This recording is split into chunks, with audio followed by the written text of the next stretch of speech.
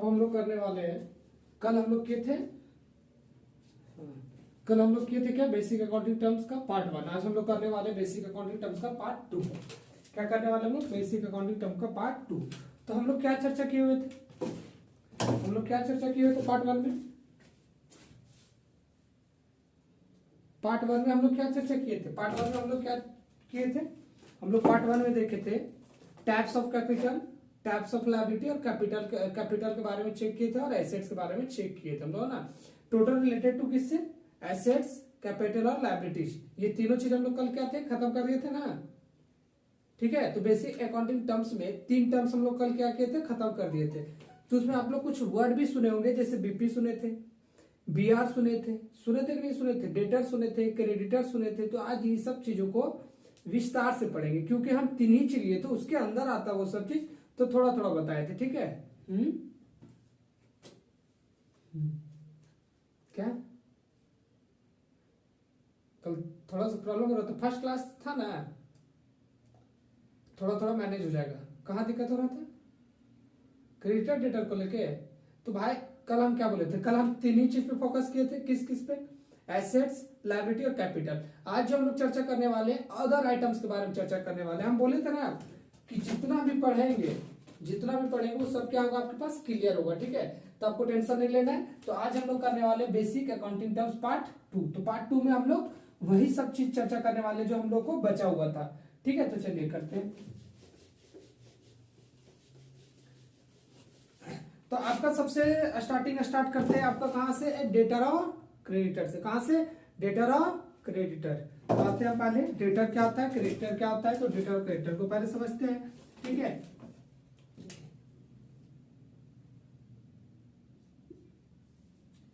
क्या बोले थे, डेटर, और दूसरा क्या था मेरा, क्रेडिटर, है ना।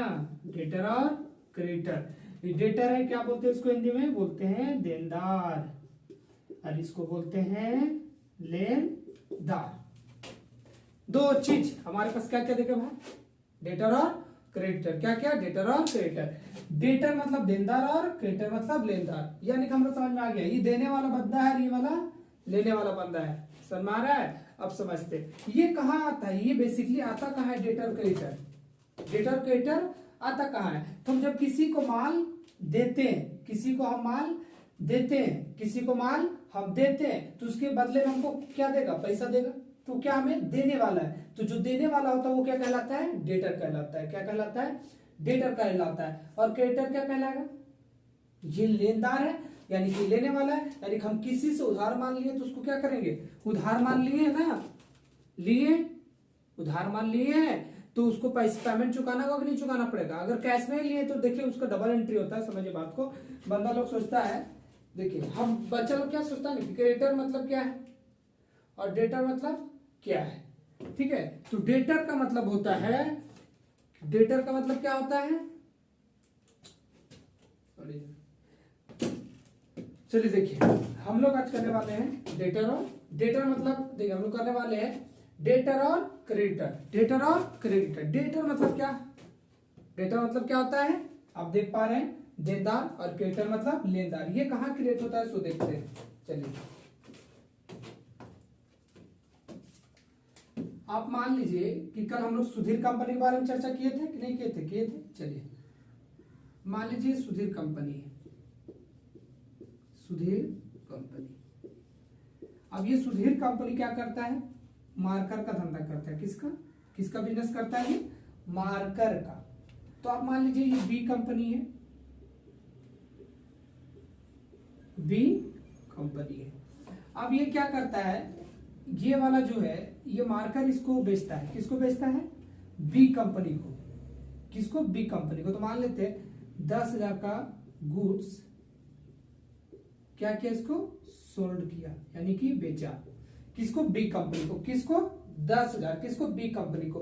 बी कंपनी मेरा क्या है, बी कंपनी क्या है, इसको माल बेचे थे, हमको पैसा देगा कि नहीं देगा, देगा। तो ये मेरा क्या बनेगा, बी कंपनी मेरा डेटर बनेगा। क्या बनेगा मेरा, बी कंपनी यहां पे क्या बनेगा मेरा, डेटर बनेगा। बी कंपनी मेरा क्या बनेगा, डेटर बनेगा। ये यहां पे क्या होगा, देने वाला होगा, ये क्या होगा यहाँ पे देने वाला होगा, ठीक है, क्या होगा ये पैसा देने वाला होगा। तो मेरा क्या होगा डेटर कौन होगा, मेरा बी कंपनी होगा, ठीक है, क्यों, क्योंकि हमको पैसा देने वाला है, ठीक है। तो देनदार, देनदार किसको बोलते हैं, डेटर को। तो समझ में आ गया कि सुधीर कंपनी माल बेचा बी कंपनी को 10,000 का, तो ये 10,000 पैसा क्या करेगा, ये सुधीर कंपनी को चुकाएगा, तो ये देने वाला है, तो देने वाला कौन है यहाँ पे बी कंपनी, तो बी कंपनी क्या कहलाएगा, मेरा डेटर कहलाएगा। और जो हमको पैसा देगा, जो हमको पैसा देगा वो मेरे लिए संपत्ति होगा ना, तो डेटर मेरे लिए क्या एसेट्स है। ये हम लोग पार्ट 1 में भी चर्चा किए हुए थे ना, कि डेटर क्या होता है, एसेट्स होता है, क्योंकि ये हमें पैसा देगा। अगर माल हमसे लिया है तो पैसा देगा कि नहीं भाई, देगा कि नहीं देगा, देगा ना, तो ये हमारे लिए क्या होगा, संपत्ति होगा। तो डेटर मेरे लिए एसेट्स है, लेकिन कौन सा एसेट्स है, करंट एसेट्स है। कौन सा एसेट्स है, करंट एसेट्स है, ठीक है। चलिए दूसरा बात करते हैं क्रेडिटर, किसका बात करते हैं, क्रेडिटर। अब मान लेते हैं इसी के जगह पे बी कंपनी की जगह मान लेते हैं डी कंपनी है। अब डी कंपनी क्या करता है कि कच्चा माल है, यानी कि रॉ मटेरियल का बिजनेस करता है, ये रॉ मटेरियल। तो हम ये मार्कर का धंधा करते हैं, किसका, मार्कर का। तो ये जब ये मार्कर आप बनाइएगा तो इसको रॉ मटेरियल खरीदिएगा कि नहीं खरीदिएगा, खरीदिएगा। तो आप गए किसके पास, डी कंपनी पास गए, कौन गया, सुधीर कंपनी, और क्या बोला, हमें रॉ मटेरियल दीजिए।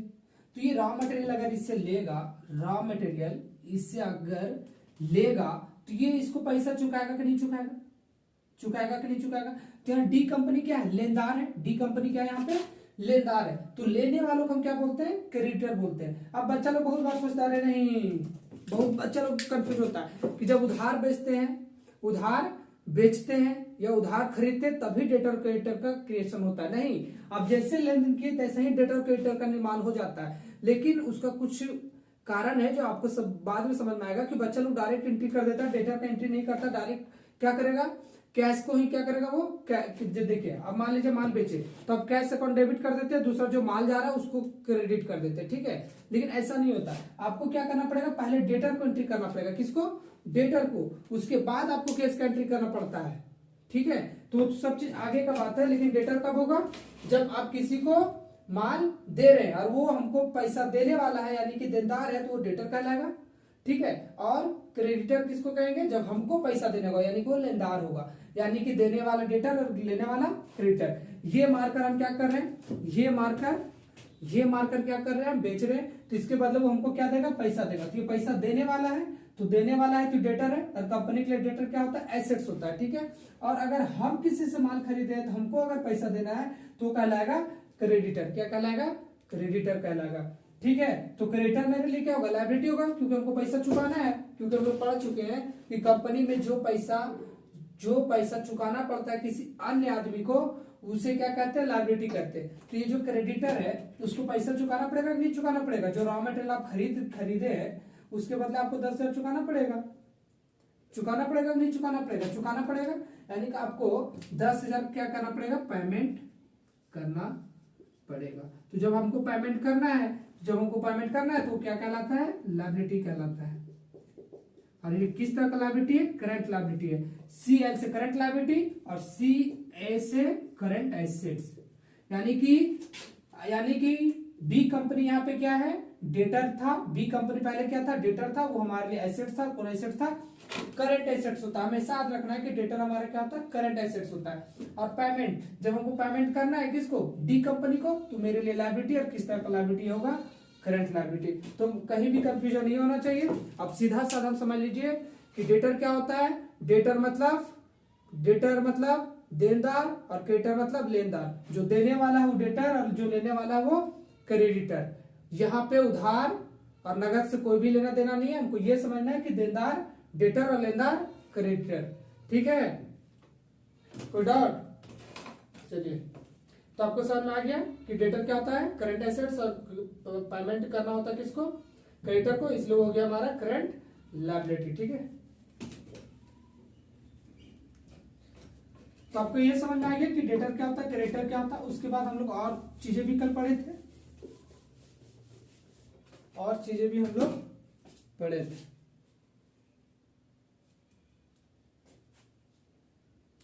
चलिए। देखिए हम किसी भी चीज का डिफिनेशन नहीं लिखाते हैं, ठीक है, क्योंकि बच्चा को समझ में आना चाहिए, क्योंकि आपके पास डिफिनेशन बुक में भी है, क्योंकि टाइम ज्यादा लेना कोई फायदे की बात तो है नहीं, मेरा काम है समझाना, ठीक है। आप लोग को भी समझ में आ रहा है? कहीं डाउट? डेटर क्रेडिटर में कहीं ना आपको पूछेगा डेटर क्या है, करंट एसेट या करंट लायबिलिटीज, तो आपको क्या मारना है? Current asset. क्यों? क्योंकि डेटर से पैसा हमको लेना है, क्रेडिटर क्या होगा? हमको पैसा चुकाना है, तो मेरा क्या है? लायबिलिटी। लेकिन किस तरह का लायबिलिटी? करंट लायबिलिटी, ठीक है। चलिए उसके बाद हम लोग कल पढ़े थे बी आर और बीपी। क्या पढ़े थे? बी आर और बीपी। तो देख लेते बी आर और बीपी को।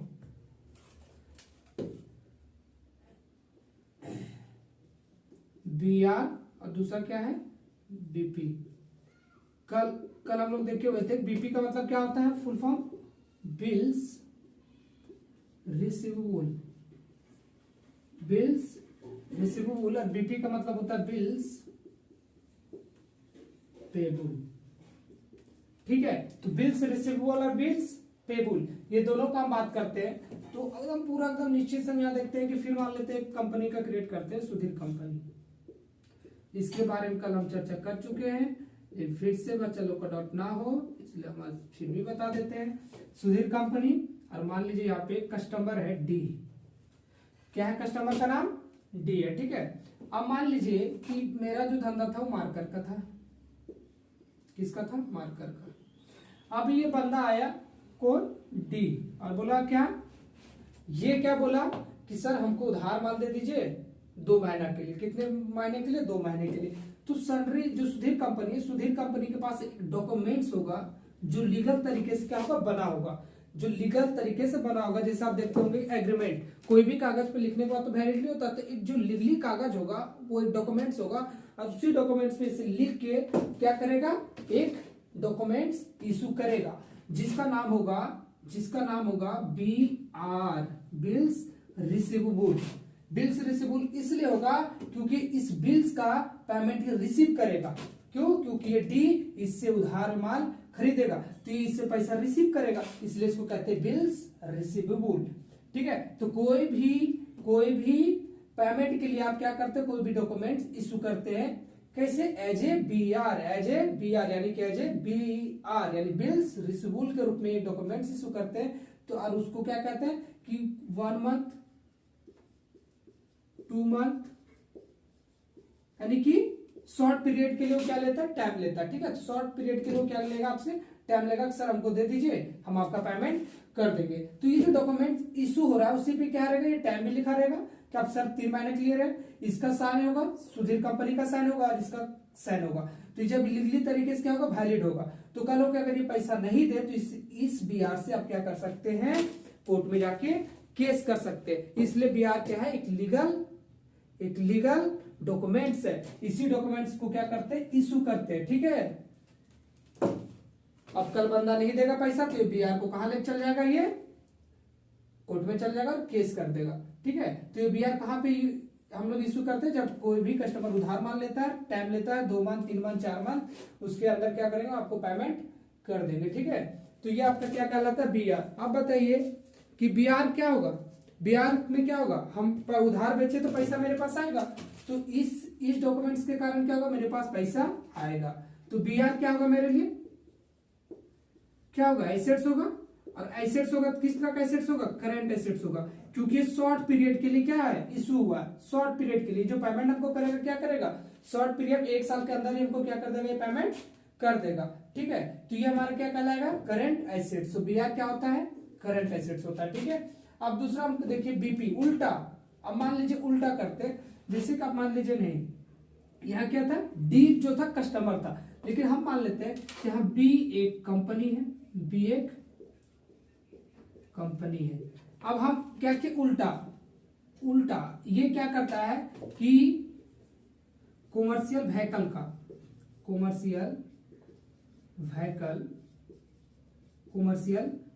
का बिजनेस है इसका। अब हमें क्या करना था कि मार्कर को ट्रांसपोर्ट करने के लिए हमें गाड़ी का जरूरत था, तो हम क्या किए? अरे सारा इतना सारा पैसा हमको कहां से लाएंगे? इतना सारा पैसा कहां से लाएंगे? तो अब क्या किए? गए किसके पास? सुधीर कंपनी गया किसके पास? बी कंपनी के पास गया। कहां गया? बी कंपनी के पास। अब बोला सर क्या सर कुछ पेमेंट करेंगे और कुछ पेमेंट हम बाकी रखेंगे, कुछ पेमेंट करेंगे और कुछ पेमेंट बाकी रखेंगे। तो जैसे ये बीआर इशू किया था उसी टाइप से ये भी क्या करेगा, एक बीआर इशू करेगा। लेकिन ये तो बीआर इशू करेगा तो इसके लिए ना एसेट्स है, लेकिन इसके लिए क्या होगा, इसको पेमेंट करना पड़ेगा। तो वही बिल इसके लिए क्या कहलाएगा, बिल्स पेबल कहलाएगा, क्योंकि उस बिल्स के बदले इसको पैसा चुकाना पड़ेगा। ठीक है, तो ये बिल्स पेबल बनेगा इसके लिए, लेकिन इसके लिए क्या होगा, बीआर होगा। क्यों होगा बीआर, क्यों होगा इसके लिए बीआर, क्योंकि ये इसको पैसा देगा तो ये इसके लिए संपत्ति है। और बीपी क्यों होगा, क्योंकि इसके लिए बिल्स पेबल है, यानी कि इसको पैसा क्या करना पड़ेगा, देना पड़ेगा, क्योंकि ये उससे बी कंपनी उधार कमर्शियल व्हीकल खरीद रहा है। तो अब देखिए समझिए, अब मान लीजिए सुधीर कंपनी गया इसके पास और 10 लाख का गाड़ी खरीदा, कितना का, 10 लाख का। ये 10 लाख में क्या किया, 4 लाख पेमेंट कर दिया, कैश में पेड कर दिया, और बाकी जो बचा कितना, 6 लाख। तो 6 लाख के लिए क्या बोलेगा कि सर हमें कुछ पीरियड के लिए हमें टाइम दे दीजिए, हम आपका पेमेंट कर देंगे। तो जैसे अभी पिछले बार में देखे थे, सुधीर कंपनी इशू किया था एक डॉक्यूमेंट्स, उसी टाइप से बी कंपनी भी क्या करेगा, एक डॉक्यूमेंट्स इशू करेगा जो लीगली होगा। उस पर किसका साइन होगा, बी कंपनी का होगा, सुधीर कंपनी का होगा, दोनों का साइन होगा कि नहीं होगा, होगा। अरे बोलते कहना है सर लोग होगा ना, चलिए ठीक है। तो अब बात को समझिए, यानी कि उसके लिए तो जो डॉक्यूमेंट्स होगा संपत्ति होगा, क्योंकि इस सुधीर कंपनी इसको पैसा देगा। तो इसके लिए क्या होगा, इसके लिए बीआर कहलाएगा, यानी कि जो इशू करता है उसके लिए क्या होगा, बीआर, बिल्स रिसीवेबल। और यही डॉक्यूमेंट इसको देगा तो इसके लिए क्या कहलाएगा, बिल्स पेबल। क्या कहलाएगा, बिल्स पेबल। इस बिल्स पेबल इसके पास है, यानी कि इसको पेमेंट कितना करना होगा, उसे 6 लाख रुपया का डॉक्यूमेंट इशू करेगा। 6 लाख रुपया पेमेंट किसको करना पड़ेगा, बी कंपनी को। अगर ये बीपी के बदले अगर 6 लाख पेमेंट नहीं करता है किसको, बी कंपनी को, तो बी कंपनी केस कर देगा सुधीर कंपनी पे। क्यों, क्योंकि जिस डॉक्यूमेंट पे साइन किया था वो वैलिड था, जिस डॉक्यूमेंट्स पे वो साइन किया था वो क्या था, एक लीगली वैलिड डॉक्यूमेंट्स होता है। अगर आप जितने टाइम के लिए पीरियड लिए हैं अगर नहीं पेमेंट कीजिएगा तो कोर्ट में क्या कर सकता है, केस कर सकता है। ठीक है, समझ में आ रहा है। तो बीआर देखिए, बीआर क्या है, जो इशू करेगा उसके लिए तो एसेट्स है, लेकिन जिसके ऊपर इशू होगा उसके लिए क्या होगा, उसके लिए क्या होगा वो लायबिलिटी होगा। तो हम समझ में पा रहे हैं कि बीआर क्या होगा, एसेट्स होगा, और बीपी क्या होगा, लायबिलिटी होगा। यानी कि ये दोनों किस तरह के हैं, ये करंट एसेट्स होंगे और ये वाला करंट लायबिलिटी होंगे। ये देखिए आपका बहुत जरूरी है, क्योंकि क्वेश्चन में करंट लायबिलिटी और करंट एसेट्स आपको बहुत पूछे जाते हैं, और आपको करंट एसेट्स और करंट लायबिलिटी ये आपको क्या करना पड़ता है, वेरिफिकेशन भी करना पड़ता है, उसको अलग अलग करना पड़ता है। तो इसलिए पूरा यहाँ पे क्लियर रखिए कि कौन सा करंट एसेट्स होगा, कौन सा करंट लायबिलिटी होगा, कौन फिक्स्ड एसेट्स होगा, कौन फिक्स्ड लायबिलिटी होगा। ठीक है, क्योंकि आगे बहुत झमेला होने वाला है। अगर अभी सब क्लियर रखिएगा तो आपको कहीं भी डाउट नहीं होने वाला है। अब बैलेंस शीट बनाइएगा तो बैलेंस शीट में भी आपको करंट लायबिलिटी और करंट एसेट्स को अलग दिखाना पड़ता है। ठीक है, तो ये सब चीजों को ध्यान में रखना है कि BR current assets, BP current liability. ठीक है, उसके पहले डेटर देखे, डेटर करंट एसेट्स और क्रेडिटर करंट लायबिलिटी। ठीक है, तो अब हम आगे आते हैं। इसके बाद तो यहां समझ में आ गया, बीपी और बीआर, बिल्स रिसीवेबल और बिल्स पेबल। अब उसके बाद आते हैं आगे, उसके आगे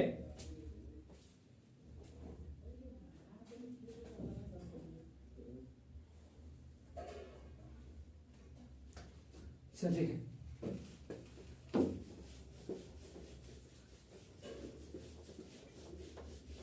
अब हम लोग बात करते हैं आउटस्टैंडिंग। इसके बारे में आउटस्टैंडिंग बहुत सारा चीज धीरे धीरे हम लोग देखेंगे। रात को जागे थे ना, क्लास थे 11 से 12, इससे थोड़ा नींद आता है। चलिए अब हम क्या बात कर रहे हैं, आउटस्टैंडिंग एक्सपेंसेस के बारे में।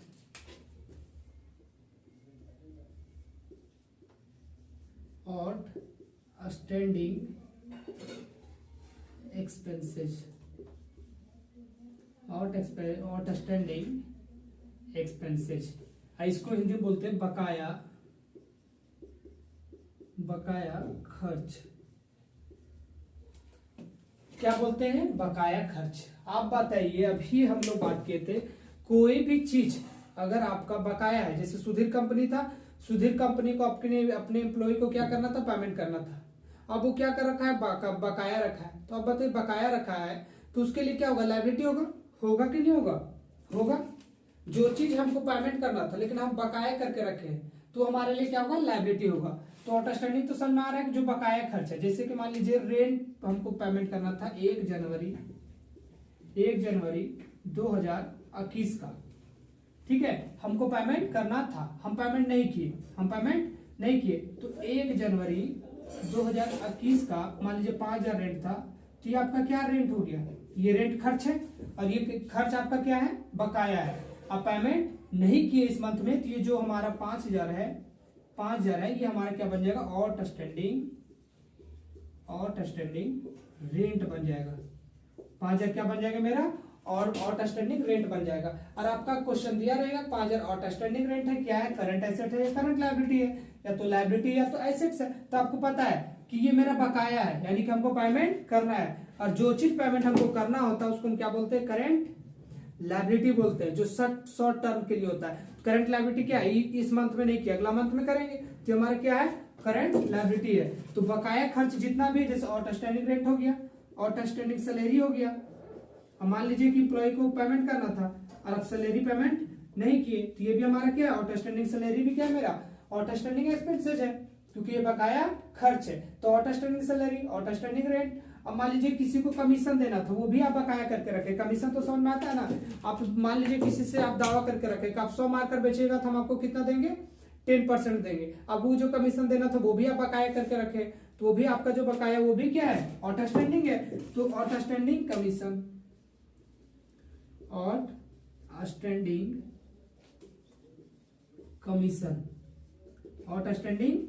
कमीशन। तो आप देख पा रहे हैं कि जितना भी आउटस्टैंडिंग होगा वो हमारे लिए क्या होगा, करंट लायबिलिटी होगा। क्या होगा, ये सब करंट लायबिलिटी होगा। ये हमारा क्या है, खर्च है, एक्सपेंसेज है। तो आप देख पा रहे हैं आउटस्टैंडिंग रेंट, आउटस्टैंडिंग सैलरी और आउटस्टैंडिंग कमीशन, ये तीनों हमारा क्या है, करंट लायबिलिटी है, क्योंकि इसे शॉर्ट टर्म पीरियड में पेमेंट करना है। ठीक है, तो आप समझ पाए कि आउटस्टैंडिंग एक्सपेंसेज क्या है। ठीक है, इतना कोई डाउट? चलिए, तो इसमें डाउट नहीं है, आगे बढ़े हम लोग।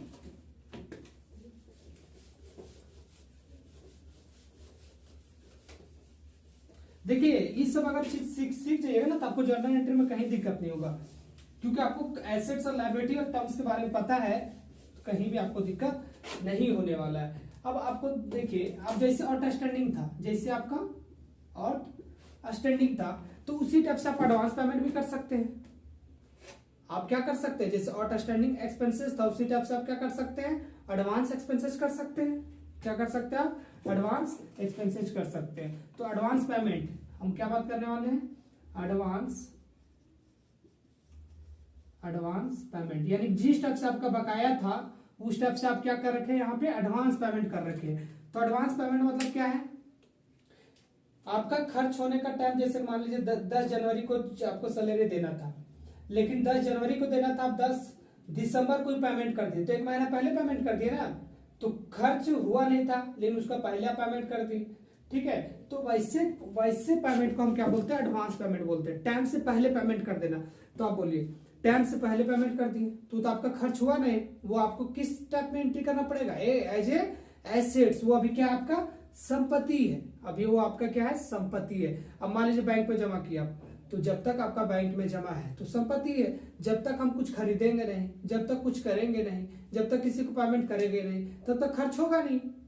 तब तक हम उसको क्या मानेंगे, हम वो मेरा क्या है, एडवांस पेमेंट मेरा एसेट्स है। क्या है, मेरा एसेट्स है। जैसे मान लीजिए रेंट पेड 5,000 इन एडवांस। आप क्या कर रखे हैं, रेंट पेड कर दिए 5,000 इन एडवांस। तो ये जो 5,000 आपको मानना पड़ेगा, क्या करना पड़ेगा, आपको एक ठो आइटम देखना पड़ेगा, आपका एक ठो टर्म लिखना पड़ेगा, एडवांस रेंट कितना, 5,000। ये क्या मानना पड़ेगा आपको, करेंट एसेट्स। क्या मानना पड़ेगा, करेंट एसेट्स। ठीक है, क्योंकि आपका अभी तो रेंट लगा नहीं था लेकिन आप पेमेंट कर दिए, तो अब तो रेंट आप खर्चा दिखा नहीं सकते, उसको क्या दिखाना पड़ेगा, आपको एडवांस रेट दिखाना होगा। लेकिन यही अगर हमारा एक्चुअल में पेमेंट होता तो उसको हम खर्च का नाम दे देते, क्या देते, रेंट। रेंट कितना पेमेंट किया, 5,000, लेकिन एक्चुअल में हुआ नहीं था, तो इसलिए हम इसको रेंट के पहले क्या लगा देंगे, एडवांस रेट। और एडवांस रेट हमारा क्या होता है, करेंट एसेट्स होता है। क्या होता है मेरा, करेंट एसेट्स होता है। ठीक है, तो आपको कोई पूछेगा कि करेंट पेमेंट जितने भी होते हैं वो क्या होते हैं, एडवांस पेमेंट जितने भी होते हैं वो हमारा क्या कहलाएगा,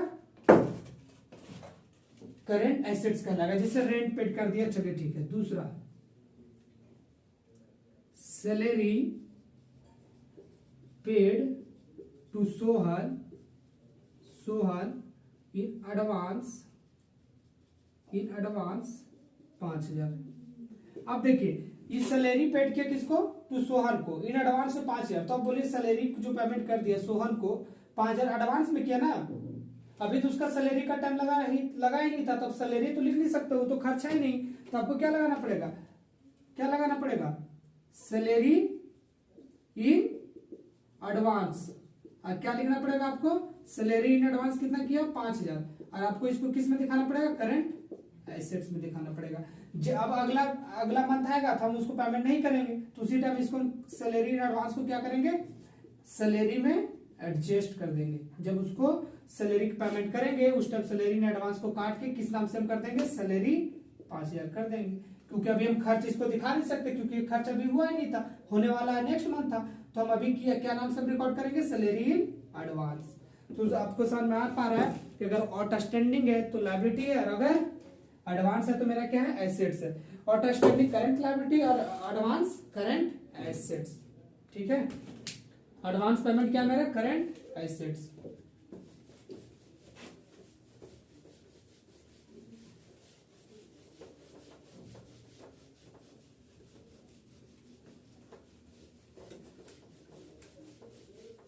चलिए अब नेक्स्ट देखिए, क्या बोले, इधर को दिक्कत,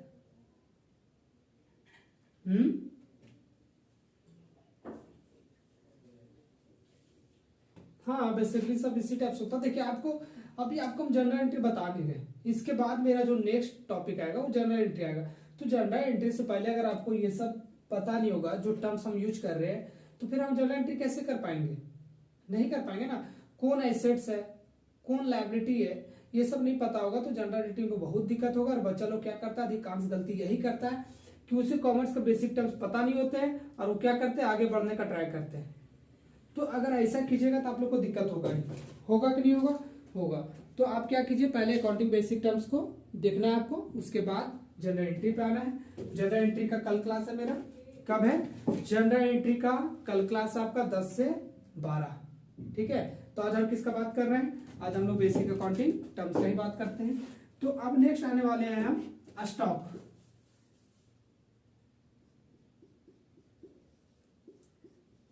स्टॉक क्या है, स्टॉक, इसको हिंदी बोलते हैं रहतिया। क्या बोलते हैं, रहतिया। स्टॉक दो तरह का होता है, एक होता है ओपनिंग स्टॉक,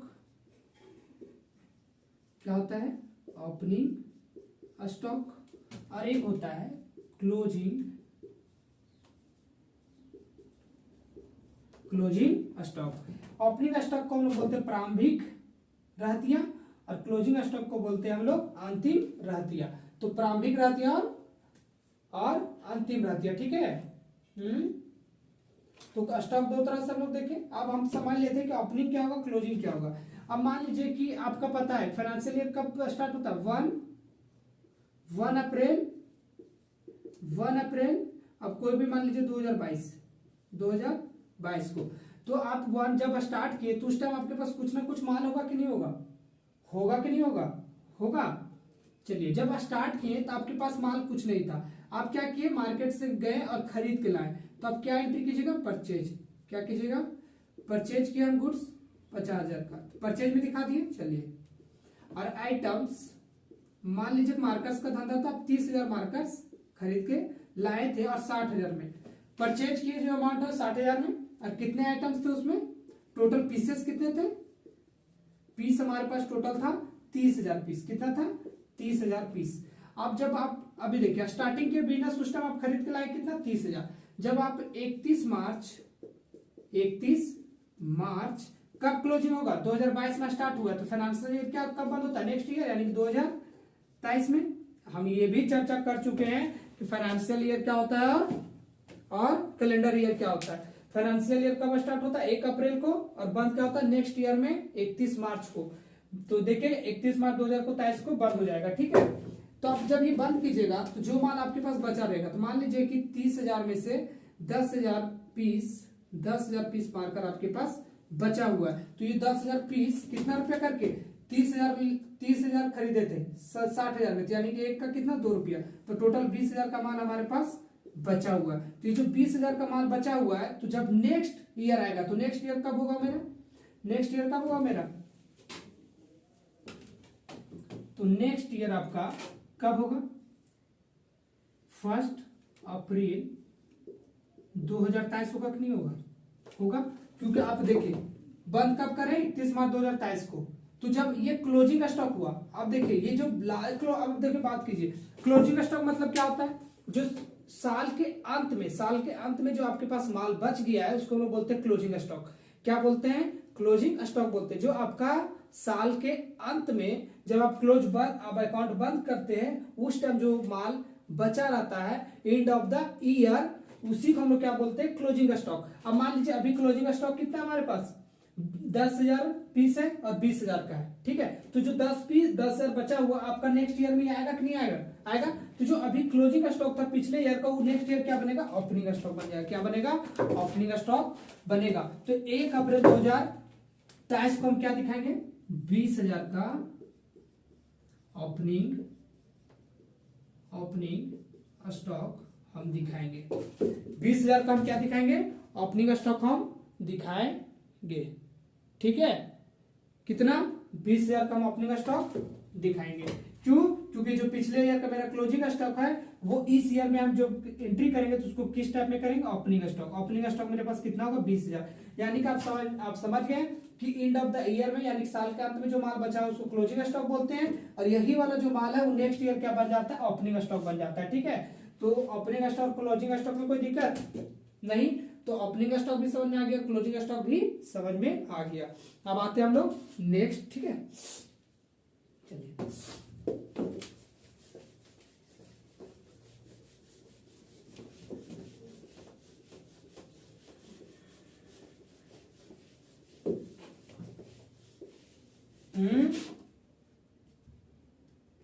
क्या ओपनिंग स्टॉक और क्लोजिंग स्टॉक दिक्कत नहीं हुआ ना, चलो ठीक। कहीं भी डाउट होता है तो आप लोग पूछ सकते हैं। अगर ऑनलाइन वालों को कहीं दिक्कत होता है नहीं पूछ रहे, अगर दिक्कत होता है तो आप कमेंट कर सकते हैं, ठीक है।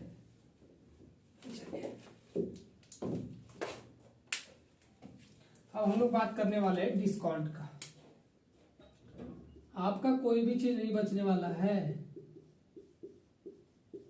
डिस्काउंट का मतलब होता है छूट। क्या होता है, छूट। क्या होता है, छूट होता है, ठीक है। डिस्काउंट का मतलब छूट, जिसको बोलते हैं बट्टा भी बोलते हैं लोग, ठीक है। तो देखिए बेसिकली 2 तरह का डिस्काउंट होता है। एक होता है ट्रेड डिस्काउंट। क्या होता है, ट्रेड डिस्काउंट। इसको बोलते हैं व्यापारिक छूट। क्या बोलते हैं, व्यापारिक छूट। और एक होता है कैश डिस्काउंट। क्या होता है, कैश डिस्काउंट। इसको बोलते हैं नगद छूट। तो आप डिस्काउंट का आप देख पा रहे हैं 2 तरह का डिस्काउंट होता है। एक होता है ट्रेड डिस्काउंट और एक होता है कैश डिस्काउंट। तो आप समझिए कि कैसे कैसे होता है, ठीक है। बहुत सिंपल है। देखिए अब मान लीजिए कि आप गए ABC बुक शॉप। कहाँ गए, AB बुक शॉप। अब जब यहां पे जाते हैं तो मान लीजिए कि आपको खरीदना है अकाउंट्स का बुक। क्या खरीदना है, अकाउंट्स का बुक खरीदना है, अकाउंट्स बुक खरीदना है। तो जब आप जाइएगा यहाँ पे तो मान लीजिए कि जो खरीदने वाला है वो सुधीर कंपनी है, सुधीर कंपनी है। ये इसके पास गया और बोला कि हमें क्या दीजिए, अकाउंट्स का बुक लेना है, कितना पीस, 10 पीस, 10 पीस इसको क्या करना था, बुक लेना था। ये जब इसके पास जाएगा तो ये बोलेगा, क्या बोलेगा कि हमारे पास 300 रुपया करके पर पीस बुक का रेट है, लेकिन हम आपको छूट देंगे। कौन सा, जब होलसेल में कोई भी माल का छूट होता है तो उसको बोलते हैं ट्रेड डिस्काउंट, जो हर बंदे को मिलता है। कितना परसेंट, 30%, 20%, 10%। उस डिस्काउंट का एंट्री हम बुक में नहीं करते हैं, क्योंकि वो क्या है, वो कोई आपका स्पेशल थोड़ी मिला, वो तो सबको मिलता है। वो आपके लिए कोई फायदा वाला चीज है नहीं। अगर हम जाएंगे तो भी 30%, आप जाइएगा तो भी 30%, अगर अन्य पर्सन जाएगा तो भी 30%, यानी कि वो किसको मिलता है, होलसेलर वालों को मिलता है। तो होलसेलर वालों को जो डिस्काउंट मिलता है होलसेल रेट में, ट्रेड डिस्काउंट, उसको हम क्या करते हैं, बुक में एंट्री नहीं करते। ट्रेड डिस्काउंट को हम एंट्री नहीं करते। तो 30,000 का था, 30,000 का ट्रेड डिस्काउंट अगर मान लीजिए वो 30% दे रहा है, 30%, तो 300 का 30% कितना होगा, कितना होगा, 60 रुपया।